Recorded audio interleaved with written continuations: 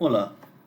No vídeo anterior, construímos histogramas de frequência e frequência relativa da variável IGF1. Neste vídeo, vamos entender como é construído o histograma de densidade de frequência relativa. Novamente, vamos usar o conjunto de dados Joule 2, com as variáveis Sachs-Turner convertidas para fatores. Para mostrar a razão para existir o histograma de densidade de frequência relativa, vamos agrupar os valores de IGF1 em classes de amplitudes diferentes. Vamos colocar os limites de cada uma das classes, como mostra essa tabela. Nessas duas colunas estão os limites inferior e superior de cada classe. Dessa vez eu tenho 11 classes. A primeira vai de 0 a 100, inclusive. A segunda de 100 a 150, inclusive. E assim por diante. Como há poucos valores entre 600 e 1000, nós agrupamos todos esses valores numa única classe que vai de 600 a 1000, inclusive. E temos 78 observações de IGF1 nessa faixa. Observem que as classes 1 e 10 possuem amplitude igual a 100. A classe 11 possui amplitude 400 e as demais classes possuem amplitude 50.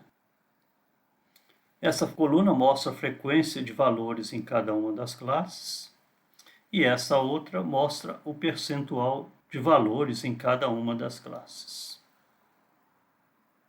Esse é o histograma que construímos anteriormente com 10 classes de mesma amplitude. Nesse caso, a escala do eixo Y é a frequência relativa em porcentagem.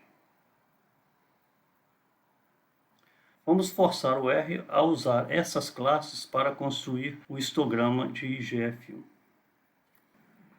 Eu vou no livro eletrônico, na seção de histograma, vou copiar este script.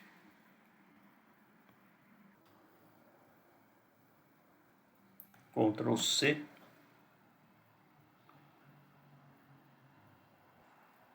Vou colar o script no R comanda. Observe que eu já carreguei o conjunto de dados Joule 2. Então vou marcar esse script e executá-lo.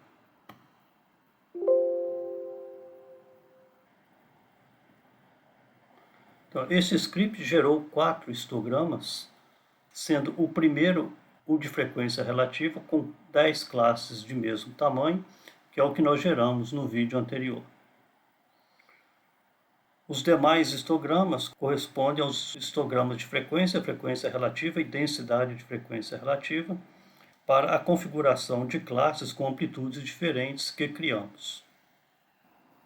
Então, voltando ao slide, o histograma de frequência para essa configuração de classes é mostrado na tela. Aqui está o comando. Eu forcei a criar um histograma de frequência com o argumento freq igual a true e com o argumento breaks com os limites das classes que eu defini nessa tabela. Então, nesse histograma, a altura de cada classe é a frequência de valores em cada uma das classes que nós criamos. Esse histograma é o histograma de frequência relativa para essa configuração de classes. Novamente, eu forcei o argumento freq igual a true e a escala em percentagem. Esse histograma expressa a porcentagem de valores em cada uma das classes. Novamente, tanto o histograma de frequência quanto o histograma de frequência relativa possuem a mesma forma, diferindo apenas na escala do eixo Y. Quando a amplitude das classes são diferentes, porém, tanto o histograma de frequência relativa quanto o histograma de frequência dão uma visão distorcida da distribuição dos valores da variável.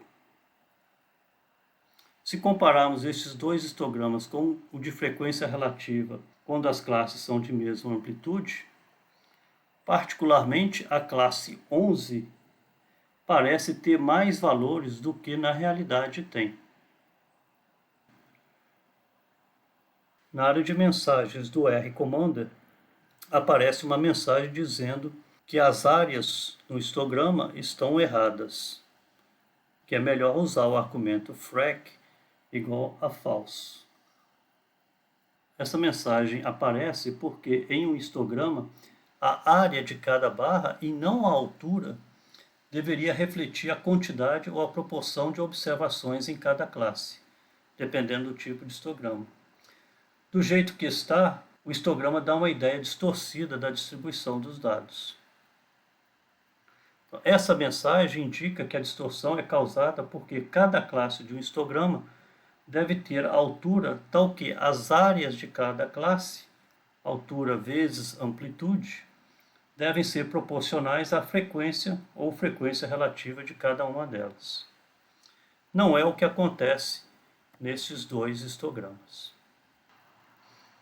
Por exemplo, as áreas das classes 10 e 11 neste histograma deveriam ser proporcionais a 98 e 78, respectivamente, que são as frequências da classe 10 e 11. Ou seja, as áreas deveriam ser iguais, respectivamente, a 98 e 78 multiplicados por uma mesma constante. No entanto, no histograma de frequência, a área da classe 11 é igual a 400 vezes 78 e a área da classe 10 é igual a 100 vezes 98, indicando que o número que multiplica a altura da classe 11 é 4 vezes maior do que o número que multiplica a altura da classe 10. Isso distorce a distribuição dos valores da variável. Para contornar este problema, quando as classes possuem amplitudes diferentes, utiliza-se o conceito de densidade de frequência relativa. Neste caso, para cada classe, divide-se a sua frequência relativa pela sua amplitude, obtendo a densidade de frequência relativa, que é indicada por essa coluna na tabela. Por exemplo, na primeira classe, dividindo 0,0422, isso aqui está em porcentagem, em termos de número é 0,0422, dividido por 100, vai dar esse valor aqui. Observe que os valores que aparecem nessa coluna estão divididos por 1000. Portanto, dividindo os valores da frequência relativa de cada classe pela respectiva amplitude da classe, obtém-se a densidade de frequência relativa. Se fizermos o histograma de densidade de frequência relativa, obtemos este histograma. Aqui está o comando. Observe que agora o argumento de scale é density e o argumento frac é igual a true. Então, observe agora que a altura da classe 11 é relativamente bem menor do que a das demais classes, refletindo o fato de que os 78 valores da classe 11 estão distribuídos num intervalo maior de valores. E observem também que este histograma é mais parecido com o histograma de frequência relativa construído quando a amplitude das classes tinha o mesmo valor. Quando as classes do histograma têm a mesma amplitude, os histogramas de frequência, frequência relativa e densidade de frequência relativa terão o mesmo formato. Mas quando as classes têm amplitudes diferentes, o histograma de densidade de frequência fornece uma ideia melhor da distribuição relativa dos valores da variável. O histograma de densidade de frequência relativa vai nos auxiliar a compreender o conceito de densidade e probabilidade mais adiante no curso. Da mesma forma que box plots, é possível criar histogramas de uma variável para cada categoria de uma outra variável categórica.